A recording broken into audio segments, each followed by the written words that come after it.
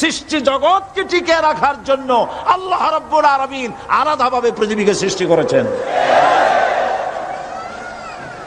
বিজ্ঞানের কথার সাথে কোরআন শরীফের যদি কন্ট্রাডিকশন হয় তাহলে কার কথা মানবেন, বিজ্ঞান না আল্লাহ? জোরে বলেন, বিজ্ঞান না আল্লাহ? বিজ্ঞান বলছে, কোন সময় বলে পৃথিবী ঘোরে, কেউ বলে সূর্য ঘোরে, কেউ কয় আমরাও ঘুরি। এখন আসলে ঘোরে কে? ফয়সালা কার কাছ থেকে নেবেন? আল্লাহ রাব্বুল আলামিন কোরআন শরীফের ভিতরে বলেছেন, লাশ-শামসু ইয়ামবাগি লাহা আন তুদরিকাল কামারা ওয়ালাল লাইলু সাবিকুন নাহার ওয়া কুল্লুন ফি ফালাকি ইয়াসবাহুন। প্রবল জ্ঞানী হইবে যাহারা, আপন মনেতে বুঝিবে তাহারা, রাত্রি পারে না আগে যাইবার, দিনের স্থান করি অধিকার। চন্দ্র বাদে না সূর্যের গায়েতে, সূর্য পারে না চন্দ্রকে ধরিতে, যার যে স্থান বহাল রাখিয়া ভ্রমণ করিছে খোদাকে ডরিয়া।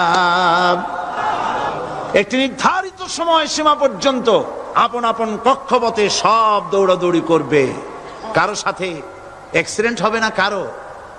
ওয়াকুল্লুন ফি ফালাকি ইয়াসবাহুন, যা আছে মহাশূন্যে সব ঘুরতেছে। কে বলে? বলেন সবাই, কে বলছে? কোন সূরা?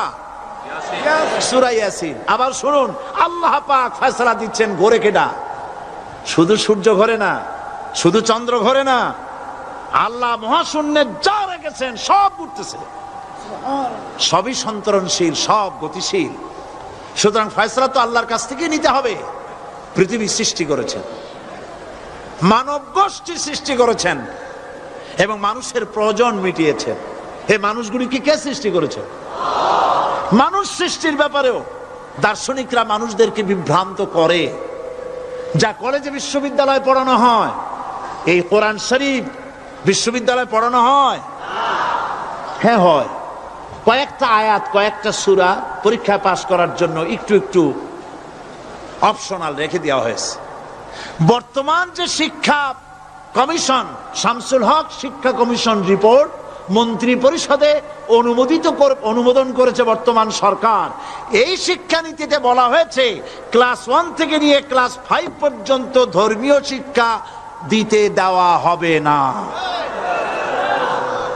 তাহলে ক্লাস 5 পর্যন্ত যদি ধর্মীয় শিক্ষা না থাকে, তাহলে ক্লাস 6-7-এ ওঠার পর আলিফ জাওরা বাজাবর বা আনাকুম জানাকুম ছেলেরা পড়বে?